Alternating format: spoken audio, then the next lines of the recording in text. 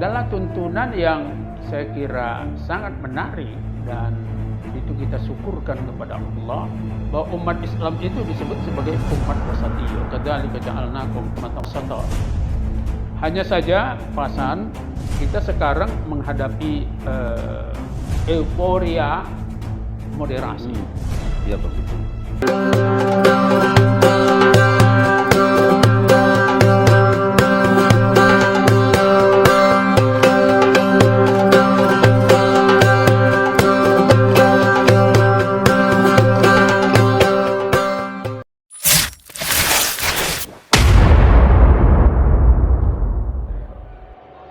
Assalamualaikum warahmatullahi wabarakatuh. Saudaraku dimanapun Anda berada, semoga Allah Subhanahu wa Ta'ala selalu merahmati dan menyayangi kita. Saat ini kita bersama dalam Mulia Voice untuk membicarakan hal-hal penting berkaitan dengan kehidupan beragama kita. Hingga saat ini persoalan moderasi Islam masih menjadi pembicaraan yang hangat di kalangan umat Islam, karena moderasi itu oleh sebagian orang masih dianggap sebagai sesuatu yang datang dari luar Islam. Karena dia dianggap dari luar Islam atau pesanan, maka bisa disikapi secara berbeda, bahkan ditolak oleh sebagian umat. Untuk itu kita ingin menggali apakah moderasi ini atau moderasi Islam itu tidak genuine sebagai ajaran Islam atau pesan Islam, sehingga dia tidak bersifat kontemporer saja, temporal saja, bila diperlukan ada, dan kalau tidak diperlukan tidak perlu dibicarakan. Untuk itu kita mulai dari adakah sebenarnya pesan-pesan moderasi di dalam Islam, atau adakah sifat dasariah dari Islam bahwa agama ini bersifat moderat. Sebagaimana yang kita sudah semua ketahui dan kenal bahwa Islam sebenarnya menggunakan kata wasat atau wasatiyah, seperti diambil dari Al-Quran. A'udzubillahi minasyaitonirrajim. Bismillahirrahmanirrahim. Kadzalika ja'alnakum ummatan wasata litakunu syuhada'a 'alan nas wa yakuna ar-rasul 'alaikum syahida. Jadi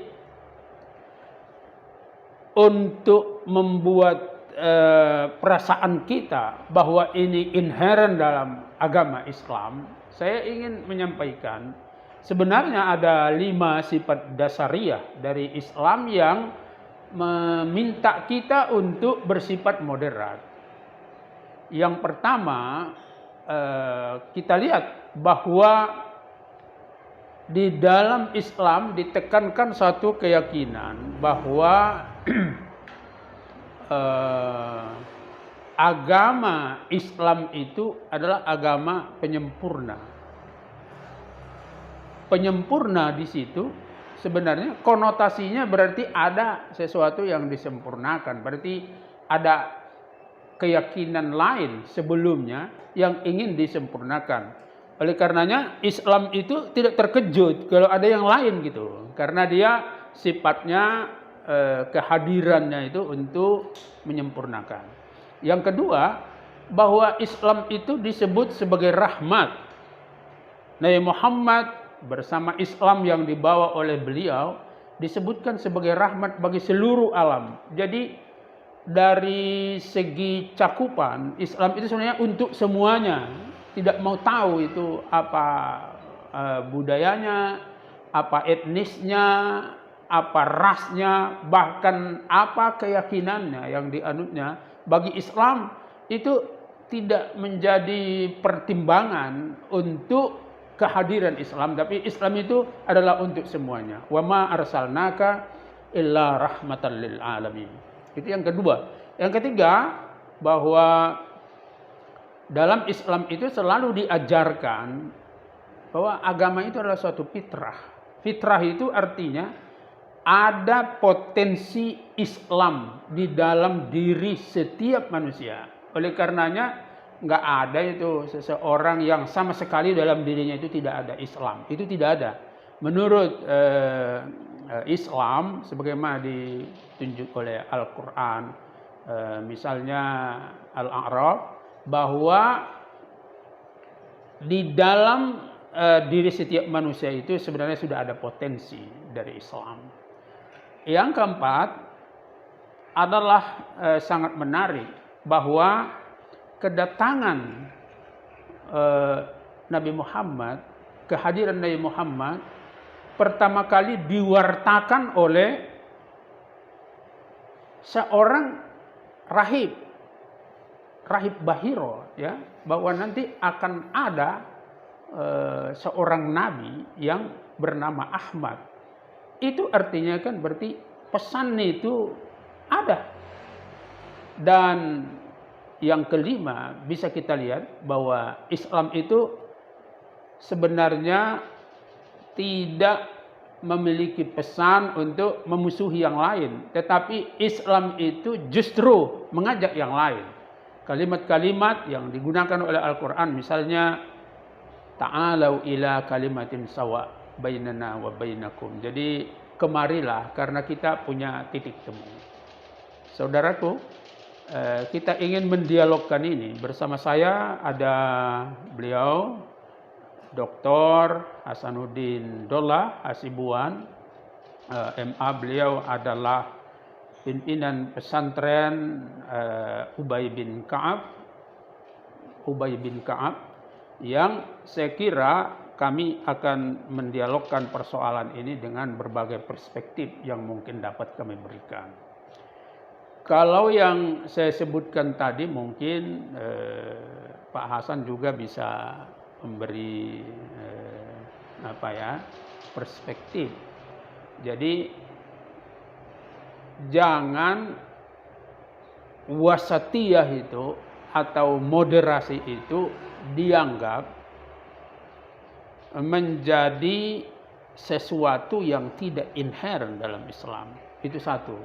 Yang kedua, para tokoh, para ahli, sebenarnya kita harapkan jangan membuat moderasi itu seakan-akan pesanan dari luar.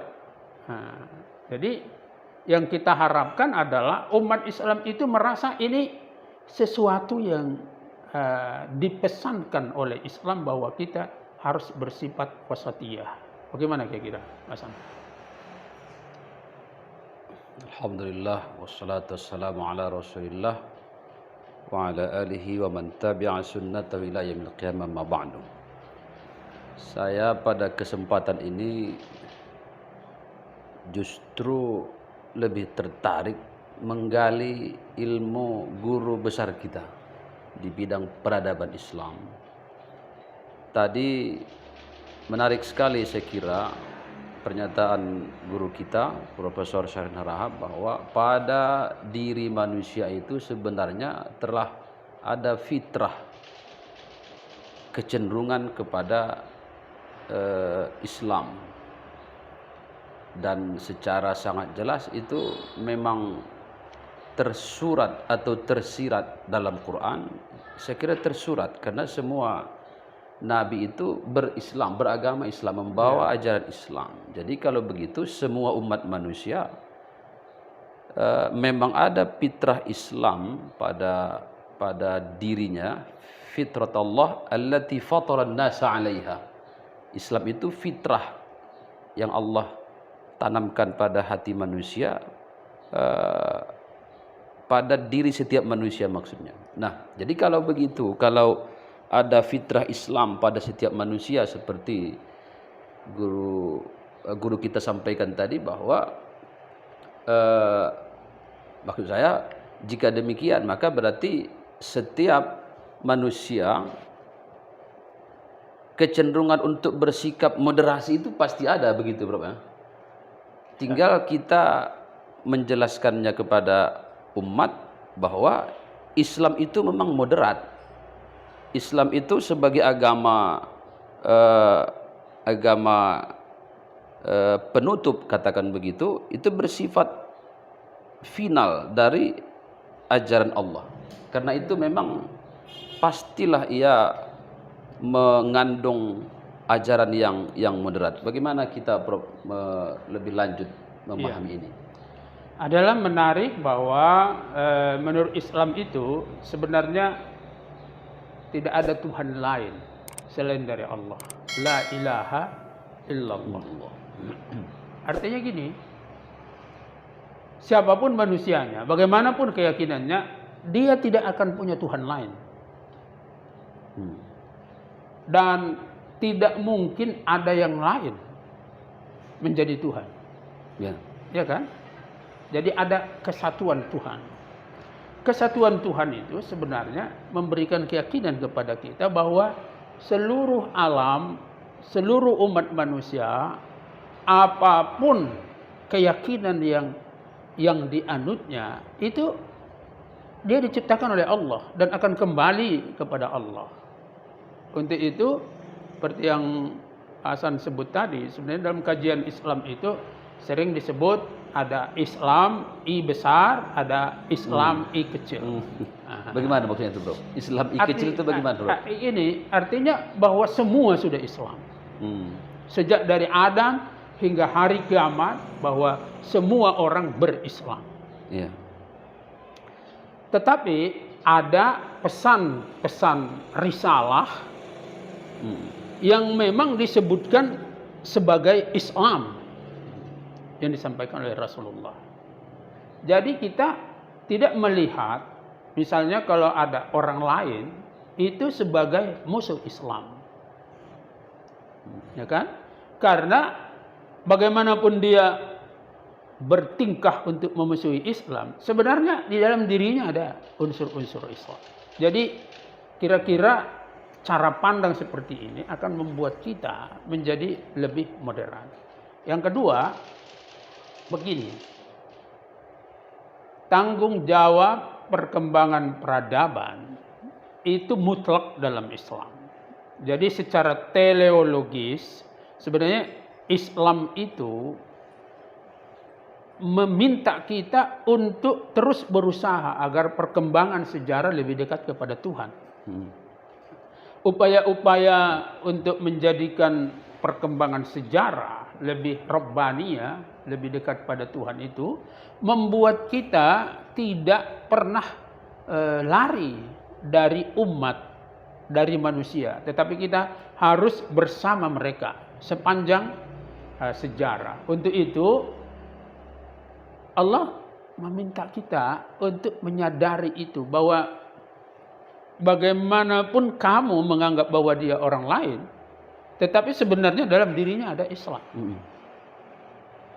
Bagaimanapun kamu mengatakan bahwa dia salah, tapi sebenarnya Tuhan dia juga Allah Subhanahu wa taala. Jadi ada kesatuan Tuhan. Kesatuan, Yang kedua ada kesatuan nubuwah, kesatuan kenabian, bahwa misi dari semua nabi itu sebenarnya adalah agar manusia tunduk kepada Tuhan. Oleh karenanya kita harus meyakini nabi dan rasul yang diturunkan Allah selain Nabi Muhammad, dan kita berdosa kalau tidak meyakini nabi-nabi itu. Itu artinya kita harus bersifat moderat.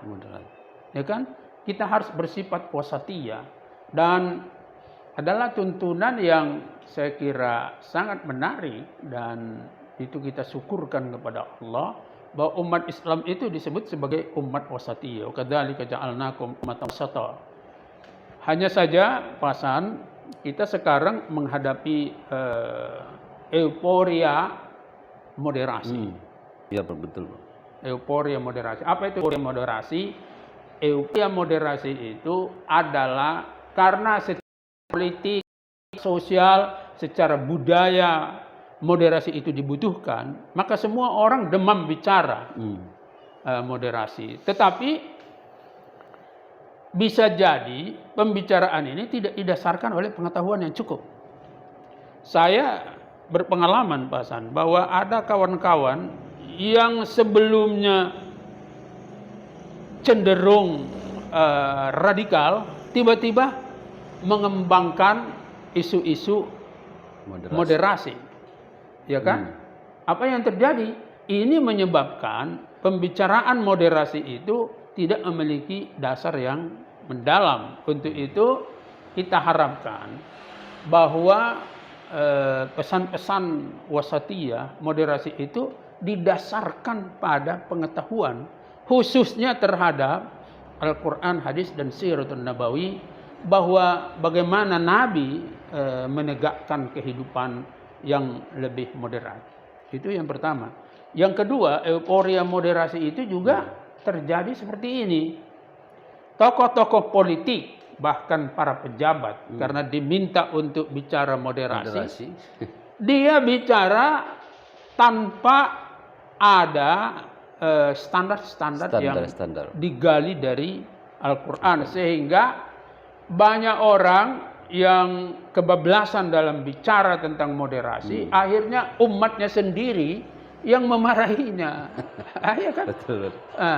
Umat sendiri yang memarahinya sebagai seakan-akan tidak paham terhadap kitab sucinya, karena pesan-pesan moderasi yang dikembangkan seperti bersifat horizontal.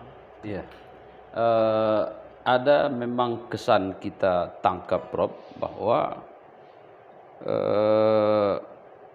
pertama semacam diposisikan dulu ada orang yang tidak moderat pemahamannya, kelompok tertentu misalnya, katakanlah disebut radikal, istilah yang berkembang sekarang, lalu dibuatlah semacam respon terhadap kelompok yang disebut mungkin radikal ini, tapi seperti gambarkan tadi, seperti agak salah dalam memberikan respon.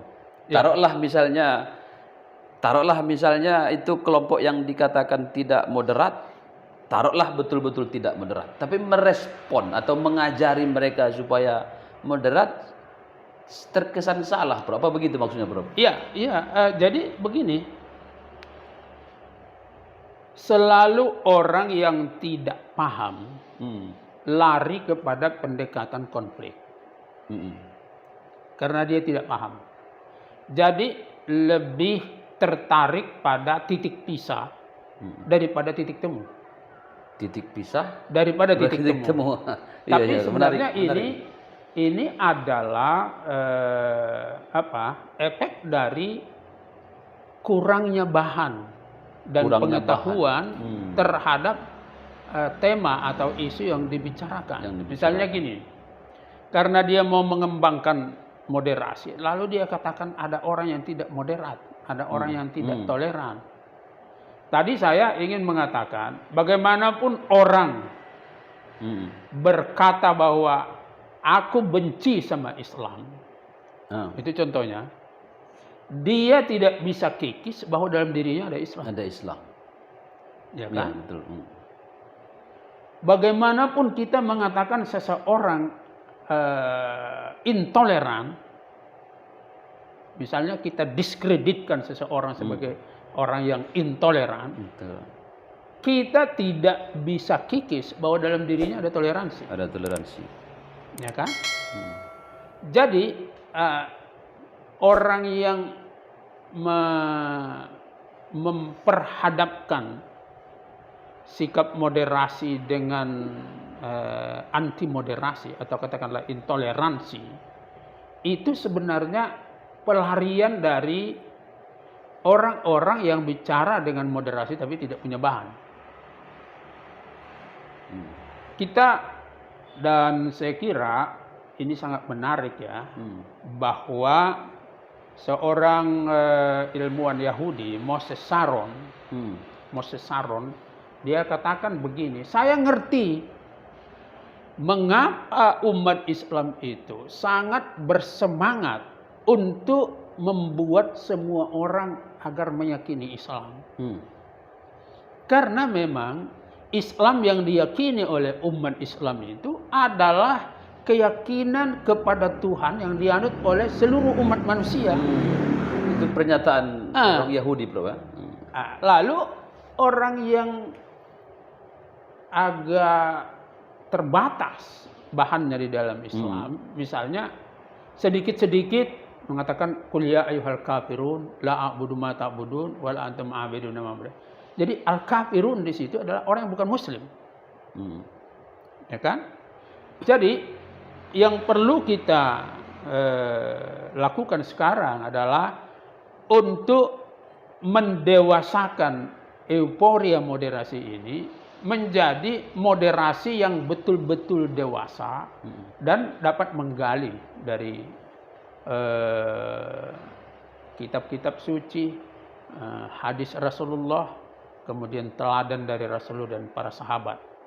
Saya kira arahnya ke situ, karena kalau moderasi ini seperti yang kita pahami sekarang atau dipahami oleh kebanyakan kita, ini tidak menguntungkan bagi perkembangan peradaban. Jadi moderasi yang menguntungkan bagi perkembangan peradaban itu adalah paham, keyakinan, perspektif moderat atau moderasi yang digali dari ajaran langit, yang digali dari ajaran Tuhan.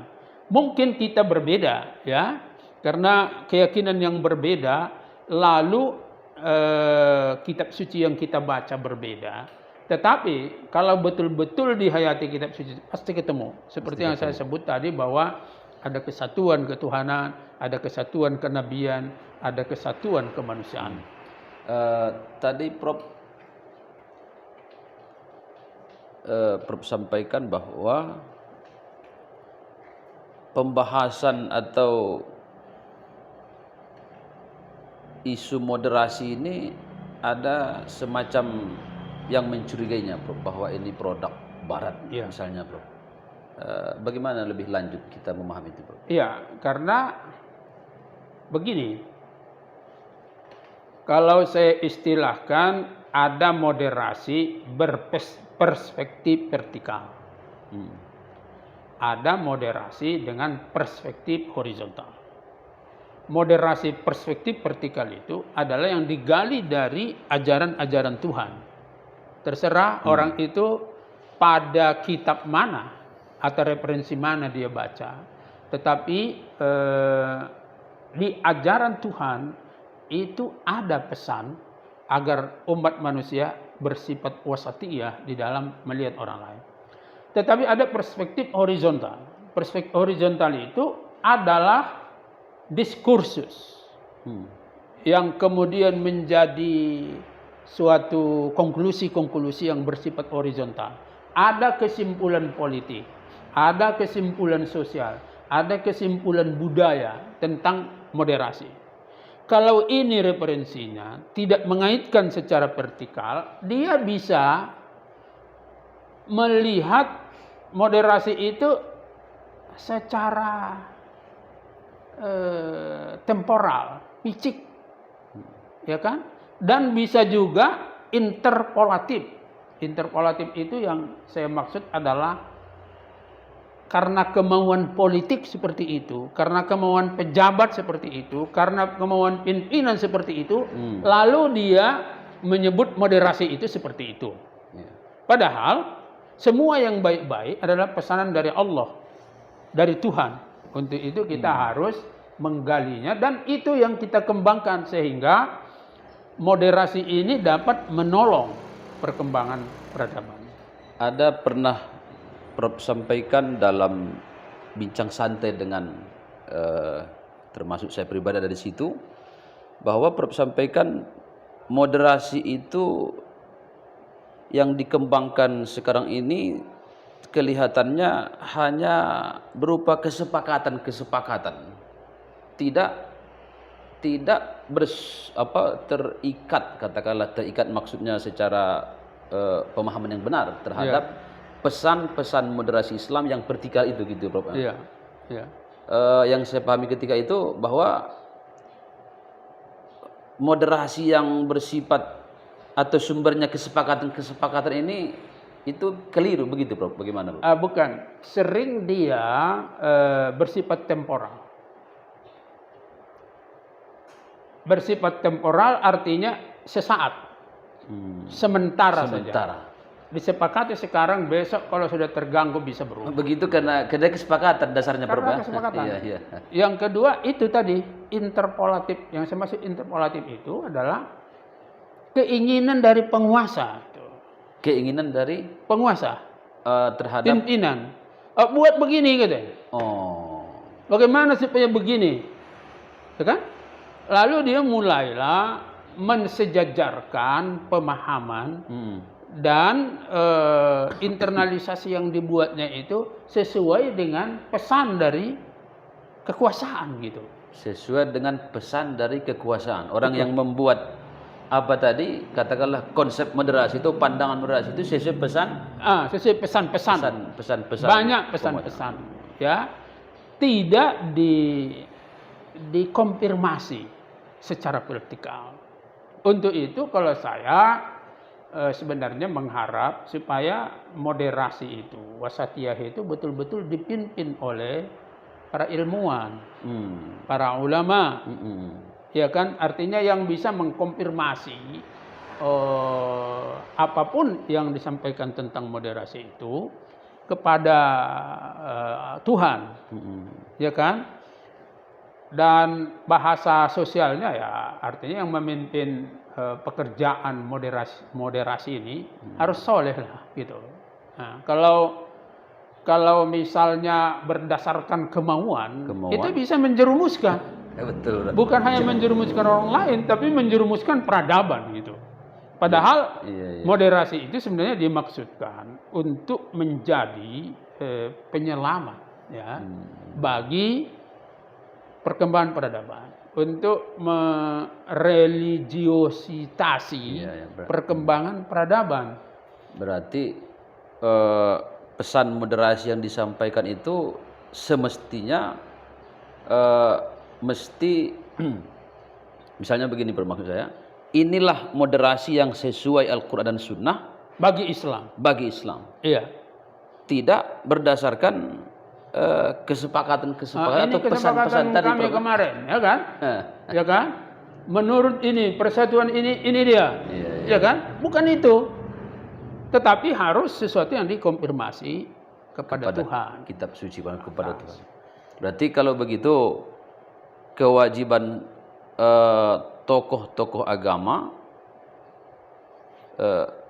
mesti selalu menggali pesan moderasi yang diinginkan Al-Quran secara vertikal, dan kalau itu sudah ditangkap secara benar atau mendekati kebenaran pasti sesuai dengan keinginan masyarakat, begitu Bro? Ya semestinya yang saya sebut tadi karena agama itu bersifat universal. Jadi kita ada kesatuan Tuhan, ada kesatuan Nabi, kesatuan kemanusiaan, dan itu dirancang oleh Tuhan. Kalau kita memahaminya secara salah, berarti kesalahan kita, bukan kesalahan Tuhan membuatnya. Nah, oleh karenanya pemimpin-pemimpin keagamaan, kemudian tokoh-tokoh agama, bahkan para ulama diharapkan bisa menggali moderasi agama itu, moderasi Islam itu, sehingga misi, gagasan atau tema penting kehidupan ini bisa disikapi secara dewasa. Jadi tidak lagi euforia yang kita sebut di awal tadi, saya kira. Mohon diluruskan Prof jika salah. Saya kadang berpikir bahwa jangan-jangan di dunia ini banyak negara yang penguasanya salah mendapat bisikan tentang konsep moderasi ini, Bro. Karena itu tadi barangkali tokoh-tokoh agama yang diharapkan memberi bisikan kepada penguasa itu tidak serius menggali makna wasiatul Islam yang ada pada kitab suci. Bagaimana, Bro? Ya, ini bagian terakhir dari dialog kita ya. Di dalam Islam, saya kira juga di agama-agama lain ada itu apa? Baiat. Kalau di kita itu ada raditu billahi rabbah wa bil islami dina wa bi Muhammadin nabiyya wa rasulah wa bil Qur'ani imama. Iya kan? Itu kan menarik. Menarik, Bro. Bil Qur'ani imama. Jadi Quran itu imam saya. Jadi siapa yang memimpin moderasi beragama itu? imam. Imam. Dan imam itu bukan orang, Betul betul. ya kan? Orang Iya, iya. ini kalau sampai sempurna sebagai imam, nggak bisa sebagai pemimpin. Jadi yang sempurna sebagai pemimpin itu apa? Quran itu. Quran. Menarik ini, Bro. Menarik. Kalau gitu siapa itu pemimpin-pemimpin kita ini? Hmm. Adalah yang bisa kita cari representasi dari yang dimaksud Quran. Betul, Bro. Jadi bukan dia sebenarnya Bukan pemimpin dia, itu. ya. Jadi pemimpin itu adalah Quran.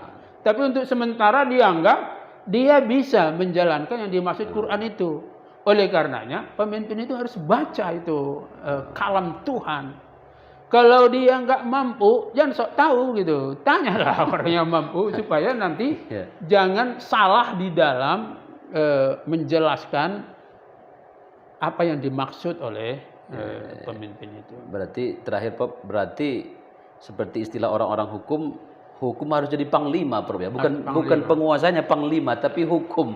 Berarti dalam hal ini pun kitab sucinya lah yang harus menjadi pemimpin. Itu jadi imam. Menarik sekali, Bro. Jadi oleh karenanya setiap pemimpin itu harus berusaha lebih mendekati apa yang dimaksud oleh imam sesungguhnya itu. Ya.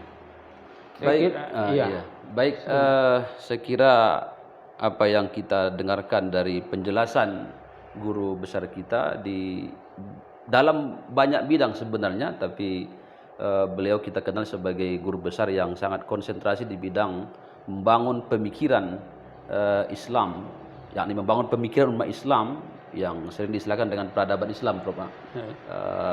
Saya merasa sangat berharga sekali ilmu yang Prof sampaikan tadi kepada umat manusia ini.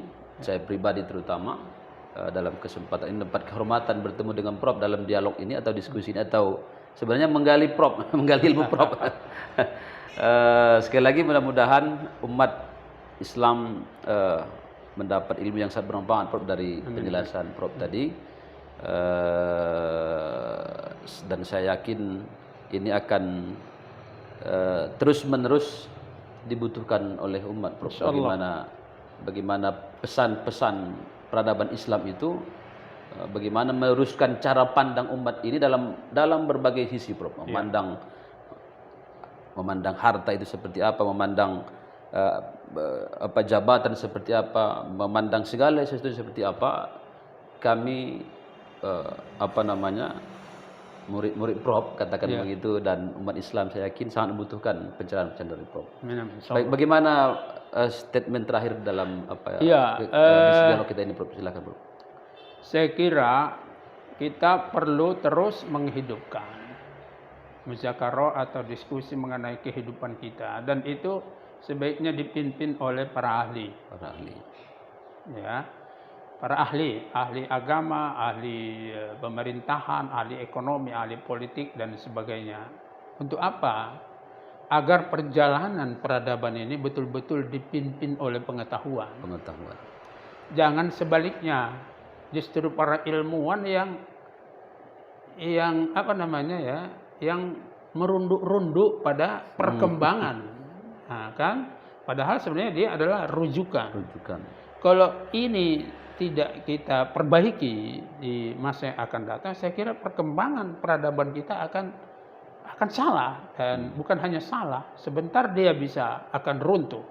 Jadi saya kira saya juga terima kasih, dan dialog seperti ini akan kita teruskan, terutama di Mulia Voice ini. Memang kita siapkan untuk mendiskusikan berbagai hal penting yang berkaitan dengan kehidupan beragama kita. Terima kasih. Billahi taufiq wal hidayah. Wassalamualaikum warahmatullahi wabarakatuh. Waalaikumsalam warahmatullahi wabarakatuh.